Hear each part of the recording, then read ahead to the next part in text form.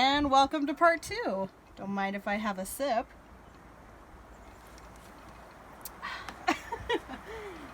And we'll get started on our flowers. During the break, I cleaned my brush and still a little wet. So that's okay though. I'm just gonna shake it out, dry it. We could even beat the devil out of it on our easel like Bob Ross. And we're gonna set it aside. We're not even gonna use it. Okay, so now you want to decide where your sunflowers live, how many sunflowers you want on your canvas. I'm going to show you a couple of different ways. I saw some funky ways to do it. So I'll do a couple of examples and then you can decide which one you like. If you want to use all 3 examples and have kind of a variety of sunflowers, I'm not going to stop you. I'm not your mom or your kindergarten teacher. So what I'm going to do is I'm just going to take my flat square brush, go right into the brown. And let's see, we're going to start with the centers of the sunflowers. So I want one right here. And I'm just going to do a brown circle. Doesn't have to be perfect. Doesn't have to even look good. See? Big brown spot.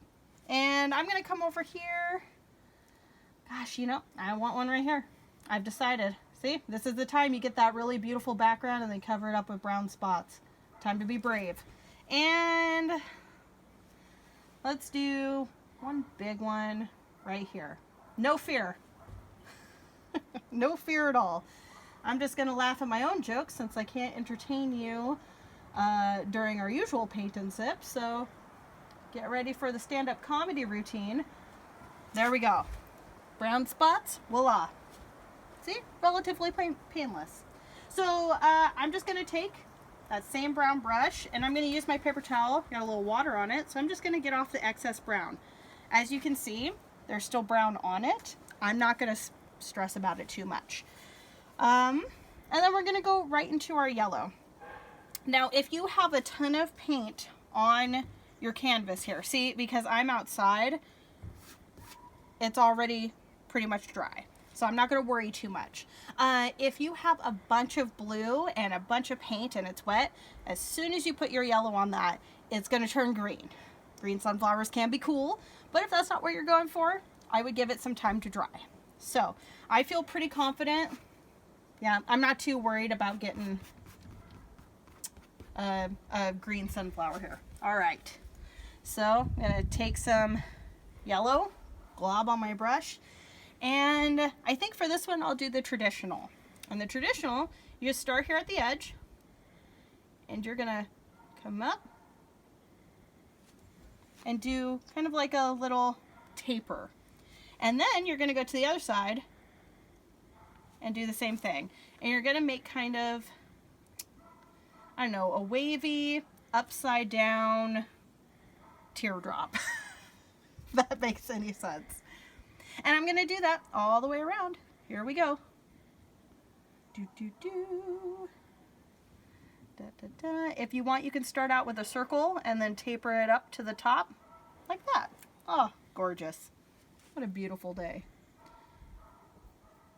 I'm going to try that method. Seems to be working out pretty good. Got some brown in there. Don't worry about it because we're going to go with our other yellows and possibly a second layer because these look a little green, and that's because the blue is stronger than the yellow and therefore it looks green. So here's a little color matching lesson for you. I'm gonna just continue on. I'm going to finish this one up and then I will do a few of the other examples on how to do some fun leaves for these. So then that way if I run out of time, you're not wondering what the hell to do.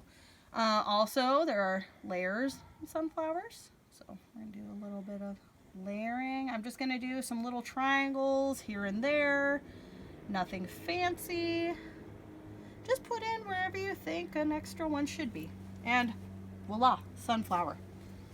Now a really fun one I saw online, ways you could do it, was taking it and being more like green leaves, kind of psychedelic almost spindly. So they took it and then they kind of gave it some curl, some panache, some sass. You know I'm all about the sass. So we're gonna make a sassy sunflower. Kevin's got his car keys. He's ready to leave. He can't take it anymore.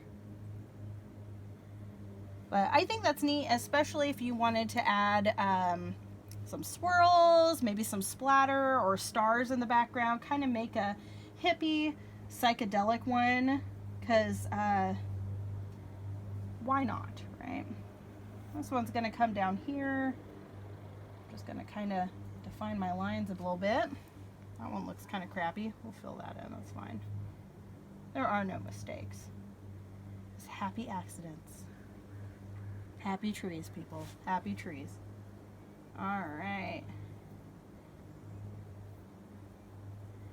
There we go. A spindly sunflower.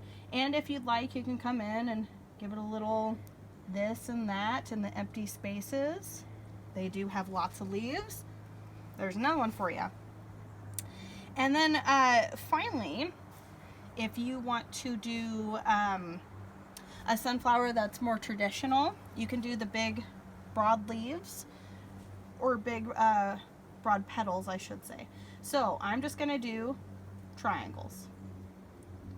Just rounded triangles. That's all they are. I'm going to go all the way around and do that.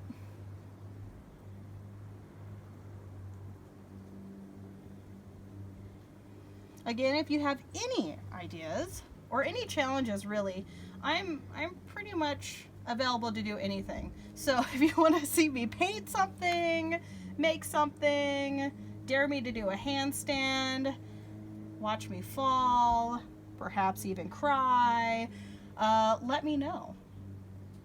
I'm getting it on the easel. I don't care. That's what it's there for. And go up here. If you want more to be up on the corners, on the side, I'm sure you'll be able to figure it out.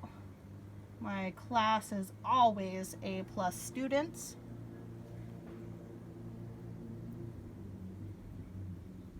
Almost there.